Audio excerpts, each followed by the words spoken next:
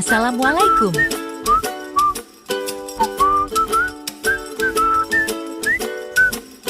Manajemen laba berbasis real dan aktual pada Bank Umum Syariah Indonesia.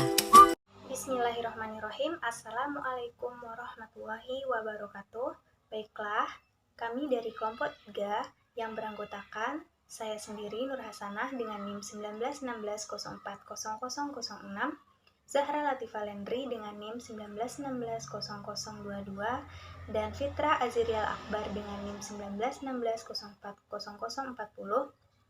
dengan dosen pengampu Ibu Sandra Ayu MSI akan mereview artikel mata kuliah seminar akuntansi yang berjudul Manajemen Laba Berbasis Real dan Akrual pada Bank Umum Syariah di Indonesia. Bismillahirrahmanirrahim. Assalamualaikum warahmatullahi wabarakatuh.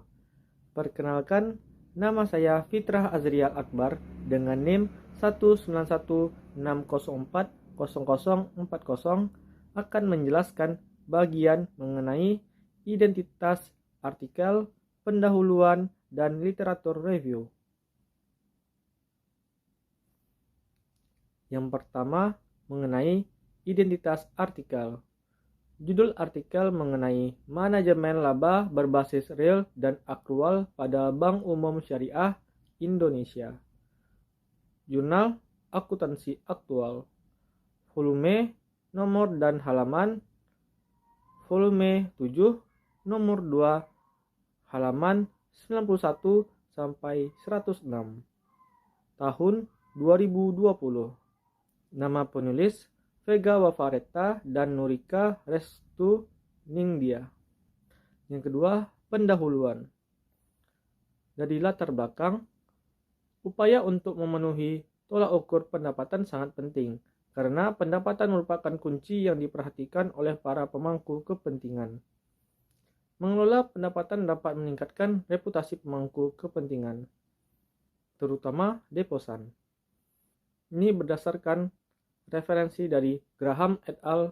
Tahun 2005. Tindakan manajemen adalah untuk mencapai pendapatan tahun berjalan dan memberikan sinyal untuk memiliki kinerja yang lebih baik pada periode berikutnya. Ini berdasarkan penelitian Guni tahun 2010. Dapat diamati bahwa sebagian besar pendapatan bank syariah di Indonesia selalu memenuhi pendapatan tahun sebelumnya. Fakta tersebut menunjukkan bahwa karakteristik fundamental lembaga keuangan syariah tidak membatasi manajer untuk mengelola laba. Banyak penelitian yang ada telah meneliti bahwa bank syariah melakukan manajemen laba dengan penyesuaian akrual atau praktik akuntansi secara artifisial seperti yang disebutkan oleh Saringat et al. Tahun 2013. Misalnya, dengan menghindari kerugian dan menghindari penurunan pendapatan. Berdasarkan penelitian yang dilakukan oleh Hamdi dan Zarai tahun 2012. Menggunakan penyisian kerugian pinjaman yang tidak normal berdasarkan penelitian oleh Kutainah et al. Tahun 2011 atau meratakan pendapatan. Seperti penelitian yang dilakukan oleh Seringat et al. Tahun 2013. Dalam studi lain menemukan bahwa manajemen laba di bank syariah juga dilakukan dengan aktivitas nyata. Ini seperti yang dilakukan oleh Sarifah tahun 2014 dalam penelitiannya. Namun, penelitian sebelumnya meneliti rem dan AM di bank syariah secara terpisah. Untuk itu, perlu adanya hubungan kedua strategi manajemen laba secara simultan dalam penelitian ini. Selanjutnya, mengenai perumusan masalah. Yang pertama, bagaimana cara untuk mengamati hubungan antara REM atau Real Earnings Management dan Accrual Earnings Management berdasarkan teori prospek, dan kedua, bagaimana cara untuk menemukan mekanisme kontrol mana antara governance dan kemampuan pemodalan bank yang dapat mengontrol REM atau AM berdasarkan agensi teori. Selanjutnya, tujuan penelitian. Ada dua tujuan dari penelitian ini, yaitu yang pertama untuk mengamati hubungan antara REM dan AM berdasarkan teori prospek, dan Yang kedua, untuk menemukan mekanisme kontrol mana antara governance dan kemampuan permodalan bank yang dapat mengontrol REM atau AM berdasarkan agensi teori. Yang ketiga, literatur review. Di antaranya yaitu manajemen laba itu didapatkan dari penelitian yang dilakukan oleh Eisele tahun 2012. Selanjutnya, accrual earnings management atau manajemen laba accrual itu diperoleh dari penelitian Eisele tahun 2012, Zhang 2012, Stoloway dan Breton tahun 2000. Selanjutnya, real earnings management atau manajemen laba real itu diperoleh dari penelitian yang dilakukan oleh Cohen dan Zarowin tahun 2010, Roy Chowdhury tahun 2006, Ewart Wagenhover tahun 2005. Selanjutnya, bagian penelitian terdahulu. Hal ini menjelaskan bahwasanya manajemen laba real berpengaruh negatif terhadap manajemen laba akrual. Hal ini sesuai penelitian yang dilakukan oleh Hermiati dan Manik tahun 2012, Burnett et al. Tahun 2012. Selanjutnya, kualitas audit berpengaruh negatif terhadap manajemen laba akrual. Hal ini didasarkan oleh penelitian yang dilakukan oleh Bader-Ser tahun 2011, Wasiuzaman tahun 2018, dan Zhang tahun 2012. Selanjutnya, kesehatan keuangan berpengaruh negatif terhadap manajemen laba akrual. Hal ini berdasarkan penelitian yang dilakukan oleh Wasiuzaman tahun 2018, Zhang tahun 2012, dan Johnston tahun 2012. Selanjutnya, pangsa pasar berpengaruh negatif terhadap manajemen laba akrual. Hal ini didasarkan oleh Tanjung et al. Tahun 2015 dan Zhang tahun 2012. Selanjutnya, kepemilikan institusional berpengaruh negatif terhadap manajemen laba real. Demikian itulah hasil presentasi yang saya sampaikan. Assalamualaikum warahmatullahi wabarakatuh. Nama saya Zahra Latifah Lendri dengan NIM 1916040022. Saya akan membacakan tentang metode penelitian. Yang pertama, data. Data yang digunakan yaitu data sekunder, sampel. Sampelnya kriteria tertentu yang terdiri dari 63 sampel. Metode analisisnya adalah studi literatur dari hasil-hasil penelitian sebelumnya. Variabel penelitiannya variabel dependen, manajemen laba akrual. Yang kedua, independen, manajemen laba real, kualitas audit, kesehatan keuangan, pangsa pasar, dan kepemilikan institusional. Baiklah, kita masuk dengan pembahasan pola manajemen. Pola manajemen yang pertama, pemilihan REM dan AM melalui trade-off sebagai pengganti. Yang kedua, penggunaan REM dan AM saling melengkapi. Yang pembahasan selanjutnya, tindakan manajemen. Tindakan manajemen adalah untuk mencapai pendapatan tahun berjalan dan memberikan sinyal untuk memiliki kinerja yang lebih baik pada periode berikutnya. Perbedaan penerapan REM dan AM dalam konteks perbankan.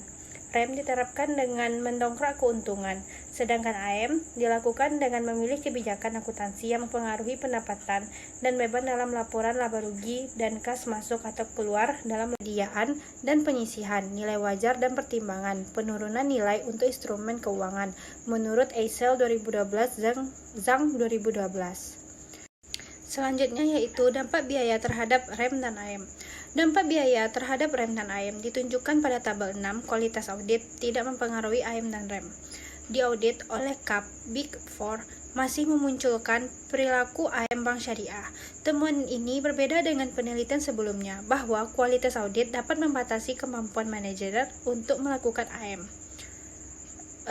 Karena KAP Big Four dapat memberikan kualitas audit yang lebih baik. Selanjutnya, pengaruh kesehatan keuangan terhadap AM dan REM. Kesehatan keuangan tidak mempengaruhi AM dan REM. Temuan ini tidak konsisten dengan temuan sebelumnya bahwa kesehatan keuangan secara positif mempengaruhi REM. Bank yang sehat memiliki kinerja keuangan yang baik melalui aktivitas nyata, sedangkan bank yang tidak sehat gagal memenuhi target operasi dan tidak memiliki kesempatan untuk memanipulasi aktivitas nyata sehingga manajer diprediksi akan memperhatikan AM menggunakan pelaporan keuangan. Baiklah, sekian dari yang saya sampaikan. Saya ucapkan terima kasih. Assalamualaikum warahmatullahi wabarakatuh. Assalamualaikum warahmatullahi wabarakatuh. Nama saya Zahra Latifah Lendri dengan NIM 1916040022. Saya akan membacakan tentang metode penelitian. Yang pertama, data. Data yang digunakan penerapan rem dan AM dalam konteks perbankan. Rem diterapkan dengan mendongkrak keuntungan, sedangkan AM dilakukan dengan memilih kebijakan akuntansi yang mempengaruhi pendapatan dan beban dalam laporan laba rugi dan kas masuk atau keluar dalam. AM adalah penilaian akrual, tidak memiliki dampak langsung pada arus kas. AM meliputi penentuan metode penyusutan dan penurunan nilai untuk aset tetap, penyisihan kerugian pinjaman atau diragukan, biaya kapitalisasi, persediaan, dan penyisihan, nilai wajar dan pertimbangan, penurunan nilai untuk instrumen keuangan, menurut Eisel 2012, Zhang 2012. Sedangkan rem adalah manipulasi tindakan nyata manajer yang menyimpang dan praktik normal, menurut Cohen dan Zarowin 2010. Ini memodifikasi struktur operasi investasi atau kegiatan pembiayaan dan waktu kegiatan tersebut hanya untuk mempengaruhi pendapatan, menurut Rock-Cowdery 2006, Ewert dan Wagenhofer 2005. Baiklah, sekian dari yang saya sampaikan. Saya ucapkan terima kasih. Assalamualaikum warahmatullahi wabarakatuh. Kumpulan artikel. Bank Syariah di Indonesia diketahui melakukan rem dari aktivitas pendapatan operasi dan mengurangi pembagian pendapatan yang didistribusikan di luar kegiatan normal, serta tidak mengelola biaya diskresioner. Rem diketahui secara negatif mempengaruhi AM, sedangkan Bank Syariah melakukan rem ke atas dan AM ke bawah. Jika dengan melakukan rem telah mencapai target pendapatan, manajer menghindari menggunakan AM seperti yang dinyatakan oleh teori prospek. Kualitas audit dan kesehatan keuangan bukanlah biaya yang dapat mengakibatkan penurunan rem dan AM. Pangsa pasar berpengaruh negatif terhadap AM yang menunjukkan bahwa penguasaan pasar menunjukkan kinerja yang baik melalui aktivitas nyata yang menghasilkan AM yang lebih rendah.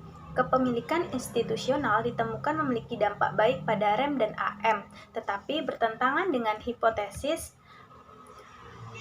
kepemilikan institusional mendorong bank untuk memaksimalkan pendapatan operasional melalui rem ke atas dan kemudian menurunkan AM. Hal ini menunjukkan bahwa baik pangsa pasar maupun kepemilikan institusional merupakan mekanisme untuk mengendalikan AM yang mengacu pada teori keagenan.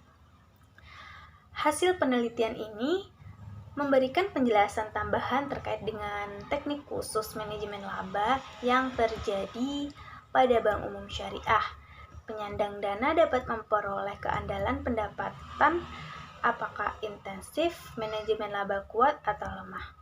Untuk pembuat standar AM yang lebih tinggi melalui kebijaksanaan akuntansi mungkin memerlukan pembatasan. Laporan keuangan bank dengan akrual tinggi dan perbedaan besar antara arus kas dan laba merupakan indikasi manajemen laba. Selanjutnya yaitu kelebihan penelitian ini. Yang pertama yaitu variabel yang dianalisis ada banyak sehingga hasilnya lebih komprehensif mewakili judul. Yang kedua yaitu penelitian ini juga didukung dengan teori-teori agar memperkuat hasil penelitian. Yang ketiga, hasil penelitian ini dapat memberikan penjelasan tambahan terkait dengan teknik khusus manajemen laba yang terjadi pada Bank Umum Syariah. Penyandang dana dapat memperoleh keandalan pendapatan apakah intensif, manajemen laba kuat atau lemah. Kekurangan dari penelitian ini yaitu yang pertama, pada bagian pengembangan hipotesis yang ketiga tidak didukung dengan penjelasan dan asal referensi penelitian sebelumnya yang digunakan. Yang kedua yaitu penelitian ini merupakan studi literatur dari hasil-hasil penelitian sebelumnya sehingga tidak ada analisis yang mendalam. Yang ketiga yaitu data yang digunakan peneliti tersebut kurang bisa menjawab pertanyaan penelitian spesifik peneliti atau mengandung informasi spesifik yang ingin dimiliki oleh peneliti. Adapun rekomendasi untuk penelitian ini yaitu yang pertama, dalam melakukan pengembangan hipotesis, sebaiknya perlu didukung dengan penjelasan dan asal referensi penelitian sebelumnya yang digunakan. Yang kedua yaitu didukung dengan penjelasan berupa manfaat apabila menggunakan sistem AM dan REM pada bank umum syariah. Yang ketiga yaitu menambahkan biaya variabel seperti karakteristik dan tata kelola bank lain, praktik pelaporan keuangan terkait dengan standar yang digunakan atau intensif pasar modal agar memberikan hasil yang lebih komprehensif. Sekian review artikel dari kami kelompok 3 Seminar Akuntansi. Terima kasih. Wassalamualaikum warahmatullahi wabarakatuh.